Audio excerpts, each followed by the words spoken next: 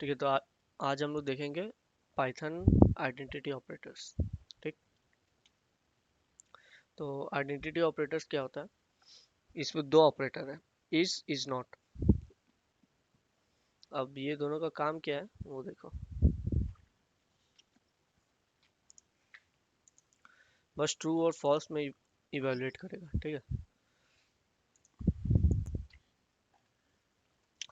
For example x में मैं लिखता हूँ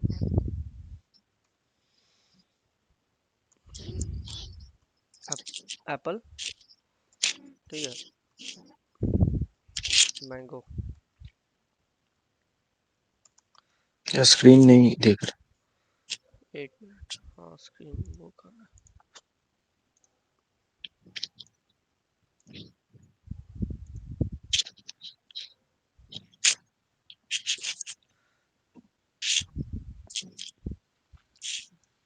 अब दिख रहा है ना? हाँ। ठीक है, तो एक्स एक वेरिएबल है। ठीक है, जिसके अंदर दो डेटा है। ठीक है, एप्पल और मैंगो। अब वाई एक और वेरिएबल है जिसके अंदर दो डेटा है, फॉर एग्जांपल एप्पल चेरी। ठीक,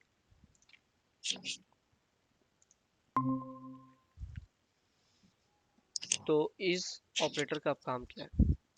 अगर मान लो मैं लिख दिया प्रिंट एक्स इज वाई। ठीक है, तो इसका आउटपुट क्या आएगा? दिख रहा है ना? इसका आउटपुट क्या आया? फॉल्स। फॉल्स क्यों आया?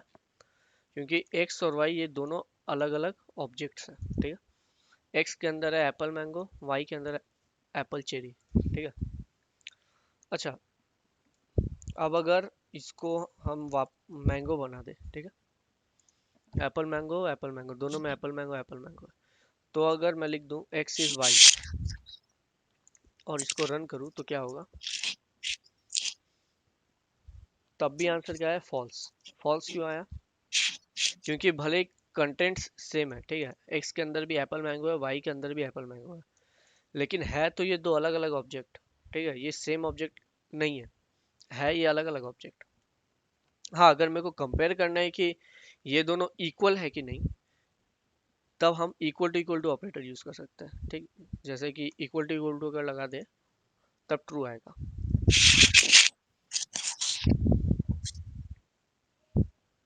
ये देखो, ट्रू। इसका मतलब समझ में आ गया ना कि सेम ऑब्जेक्ट थोड़ी है, इसीलिए एक्स इज वाई में क्या आ रहा है? फॉल्स। लेकिन अगर कंटेंट्स कंपेयर करना है, इसके अंदर का कंटेंट्स क्या क्या है, तब इक्वल टू ऑपरेटर से यूज कर सकते हैं कि एक्स। ऑब्जेक्ट और कंटेंट में डिफरेंस क्या है? हाँ, ऑब्जेक्ट और कंटेंट में डिफरेंस क्या है? फॉर एग्जांपल ये जैसे कि एक्स एक ऑब्जेक्ट है। ठीक है, इसका इसके अंदर डेटा है एप्पल मैंगो। ठीक है, और वाई एक अलग हाँ। ऑब्जेक्ट है। अब इसके अंदर भी डेटा एप्पल मैंगो है कि एप्पल चेरी है कि क्या है, उससे हम लोग को मतलब नहीं है, तो अलग ही ऑब्जेक्ट ना। एक्स और वाई एक तो नहीं है। जैसे कि मान लो दो कोई पर्सन है। तब ठीक है, तो कुछ दोनों में भी लिख दे एक्स दोनों में इज, सेम तब तो हमेशा फॉल्स ही आएगा। हाँ, तो फिर इज नॉट का काम क्या है? फिर इज लिखते तो हमेशा ही फॉल्स हो जाएगा हर चीज ही, हाँ तो हो क्योंकि जाएगा। एक्स और वाई। हाँ, हाँ तो इससे यही तो पता चलता है कि ये सेम ऑब्जेक्ट है कि नहीं। अब जैसे कि मान ले अगर हम लोग लिख देते एक्स इक्वल टू जेड। ठीक है, अब अगर मैं लिखता, sorry, z equal to x. ठीक है, अब अगर मैं लिखता एक्स इज जेड। ठीक है, तब क्या आता? तब ट्रू आता। ठीक है, क्योंकि ये जेड जो है ये एक्चुअल में कोई दूसरा ऑब्जेक्ट नहीं था, ये एक्स का ये कॉपी है। ठीक है, लेकिन वाई क्या था? वाई भले ही कंटेंट सेम है, उस पर कंफ्यूज मत होना। वाई का कंटेंट भले ही सेम है, लेकिन इसको डिक्लेयर तो अलग से किया गया था ना, तो इसीलिए ये एक इंडिपेंडेंट ऑब्जेक्ट है। लेकिन z क्या है? z तो कुछ नहीं, z is equal to y, z is equal to x, इसका मतलब z x का एक कॉपी है। तो अगर हम ऐसे लिखे x इज z, तब क्या आएगा? ट्रू आएगा। देखो,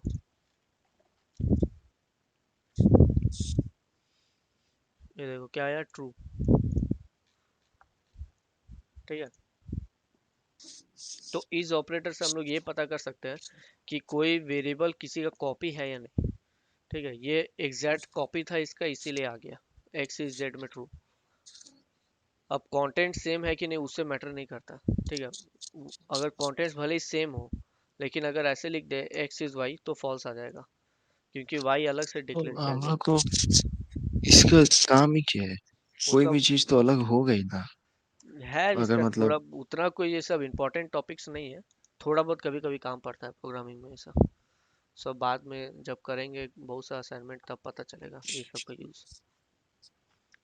हाँ, ठीक है, अब ऐसे ही पाइथन को इजीएस्ट लैंग्वेज क्यों बोला था पता है? क्योंकि ये एकदम इंग्लिश से बहुत मिलता है ये मतलब देख के कोई बता देगा एक्स इज जेड मतलब इसका क्या मतलब हो सकता है। सेम दूसरा कीवर्ड है इज नॉट, इसका भी वही सेम मतलब है। ठीक है, एक्स इज नॉट वाई, इसका आउटपुट क्या आएगा? ट्रू। हाँ ट्रू आएगा। क्यों? क्योंकि एक्स और वाई तो अलग अलग ऑब्जेक्ट है। कंटेंट से में तो क्या हुआ है, तो अलग अलग ऑब्जेक्ट। तो x is not y, is not y का क्या आएगा? ट्रू आएगा। ठीक है, ट्रू। अब अगर ऐसे करते एक्स इज नॉट जेड, तब क्या आएगा? फॉल्स।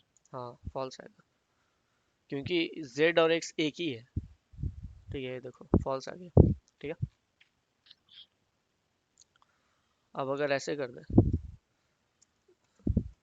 नॉट इक्वल टू, ये जो एक्सक्लेमेटरी साइन है इसको बोलते हैं not, not equal to.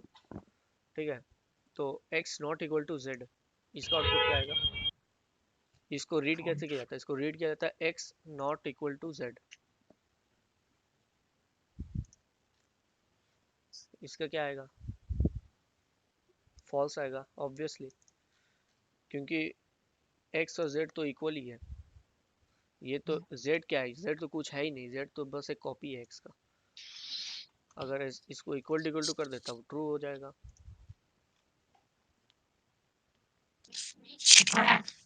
True हो गया। ठीक है, अब अगर ऐसे कर दे X not equal to Y, तब क्या आएगा?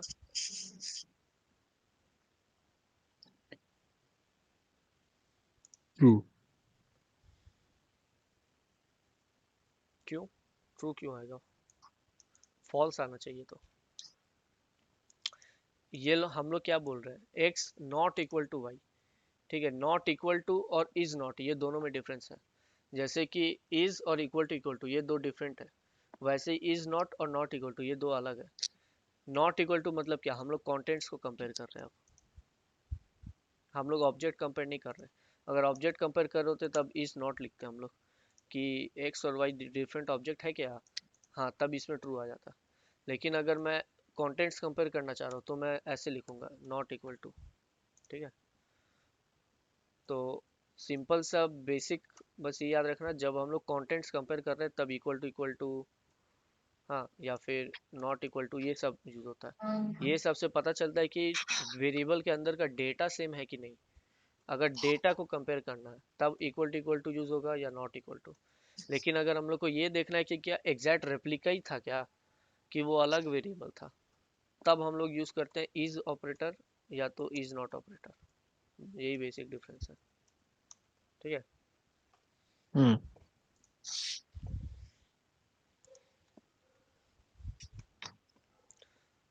नेक्स्ट है इन।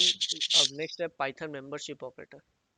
ठीक है, ये भी बहुत इजी है, ये तो बहुत इजी है। ठीक है, ये कुछ नहीं है, इन नॉट इन। ये इंग्लिश एकदम सिंपल इंग्लिश लैंग्वेज है, उसी से समझ में आ रहा होगा। ठीक है, जैसे कि अगर मान लो वाई में सिर्फ एप्पल था। ठीक है, इसको हटाओ। एक्स में है एप्पल मैंगो, अब प्रिंट कर दिए एप्पल इन एक्स। ठीक है, तो बस ये बता रहा है कि क्या एप्पल एक्स के अंदर है। अगर ये चेक करना है तो हम लोग सिर्फ इन ऑपरेटर लगा सकते हैं। तो इसका आंसर क्या है? ट्रू, क्योंकि हाँ एप्पल तो है ही। अब अगर इसमें कुछ और लिख दे, चेरी लिख दे, अगर चेरी इन एक्स, तब क्या आएगा? फॉल्स, क्योंकि एक्स के अंदर तो चेरी है ही नहीं। फॉल्स। ठीक, अब यही समझ में आ ही गया होगा, नॉट इन अब क्या करने वाला है, ये उल्टा कर रहा है काम। चेरी नॉट इन एक्स, ये क्या है, सही बात है, हाँ ये तो सही बात है, चेरी नहीं है एक्स के अंदर, तो ये क्या देगा, ट्रू देगा। ठीक है, ट्रू आ गया, सिंपल। ठीक है, तो ऐसे काम करता है ये पाइथन मेंबरशिप ऑपरेटर्स। तो ये तो बहुत सिंपल है, पाइथन आइडेंटिटी और पाइथन मेंबरशिप। ठीक, नेक्स्ट आता है पाइथन बिटवाइज ऑपरेटर। ठीक है, अब बिटवाइज ये हम लोग ऑलरेडी पढ़ चुके हैं, एंड और जॉर। ठीक है, ये ऑलमोस्ट ये पढ़ा ही हुआ है हम लोग का। तो जैसे कि मान लो 5 है, ठीक है, और ये है y का वैल्यू है मान लो 6। ठीक, अब अगर मैं प्रिंट कर रहा हूँ x, एंड ऑपरेटर का सिंबल ये है, एंड y। ठीक है, एक स्पेस दे देते ताकि थोड़ा नीट लगे दिखने में। ठीक है, तो इसका आउटपुट क्या आएगा, खुद सोचो। इसका बाइनरी क्या है, 5 का बाइनरी क्या होता है, 101। ठीक है, 6 का बाइनरी क्या होता है, 110, है ना। तो एंड ऑपरेटर क्या करता है, एंड ऑपरेटर मल्टीप्लाई करता है, 10 क्या होगा, 0। तो आउटपुट क्या आ रहा होगा, आउटपुट कुछ इस तरह आ रहा होगा, लास्ट बिट क्या होगा, 0। ठीक है, फिर बीच वाला क्या होगा, 10, ये भी 0 हो जाएगा, और पहला वाला क्या होगा, 111। ठीक है, तो आंसर क्या आना चाहिए, 4। देखते हैं एंड पे क्या होगा। ये देखो आंसर क्या आया, 4। ठीक है, अब यही अगर और ऑपरेटर लगा दे, और का सिंबल क्या है, ये, सॉरी ये। ठीक है, और ऑपरेटर, तब क्या होगा, 1+0 क्या होता है, बाइनरी 1+0 1 होता है। ठीक है, उसके बाद आता है 0+1। 0+1 क्या होता है, ये भी 1 होता है, और 1+1 ये क्या होता है, ये भी 1 होता है। तो 5 और 6, इसका आंसर क्या आना चाहिए, 111। इसका इक्विवेलेंट डेसिमल क्या है, ये है 7। ठीक है, तो आंसर क्या आना चाहिए, 7 आना चाहिए। ये देखो आंसर क्या है, 7। ठीक, अब ऐसे ही जोर ऑपरेटर है, जोर का सिंबल होता है ये, जोर। ठीक, अब जोर ऑपरेटर क्या करता है, जब आउटपुट डिफरेंट है तब वो 1 देगा। तो 10 डिफरेंट आउटपुट है, तो लास्ट बिट क्या हो गया, 1। 10 फिर डिफरेंट है तो फिर 1 हो गया। अब 1 1 इक्वल है तो 0 कर दो। ठीक, तो ये किसके इक्वलेंट है, ये है, ये बाइनरी किसके इक्वलेंट है, 3 के। तो अभी रन करो, आंसर क्या है, 3। ठीक है, ठीक है, अब नॉट ऑपरेटर हम लोग अब नेक्स्ट क्लास में देखेंगे। ठीक है, ये थोड़ा सा एक्सप्लेन करने का चीज़ है। ठीक, और ये लेफ्ट शिफ्ट राइट शिफ्ट ये तो ऑलरेडी दिखाई चुके हैं, कितना बार दिखाई की चीज़, देख लेना पुराना वीडियो। ठीक है, लेफ्ट शिफ्ट राइट शिफ्ट ये इसी क्लास में, वैसे एंड और नॉट भी पढ़ा ही चुके थे, फिर भी दिखा दिए यहाँ पे। ये हाँ, इधर जब हम लोग पाइथन असाइनमेंट ऑपरेटर्स पढ़ रहे थे, तभी हम लोग इसमें देख लिए थे, left shift right shift and और सभी देख चुके थे। ठीक है, तो ये सब देख लेना, ये एक रिवीजन भी हो गया वापस। और ये जो है नॉट ऑपरेटर, ये थोड़ा सा एक्सप्लेन करेंगे ये नेक्स्ट क्लास में, आज ज़्यादा लोग आए नहीं तो इसका छोटा ही क्लास रखते हैं। ठीक, ठीक।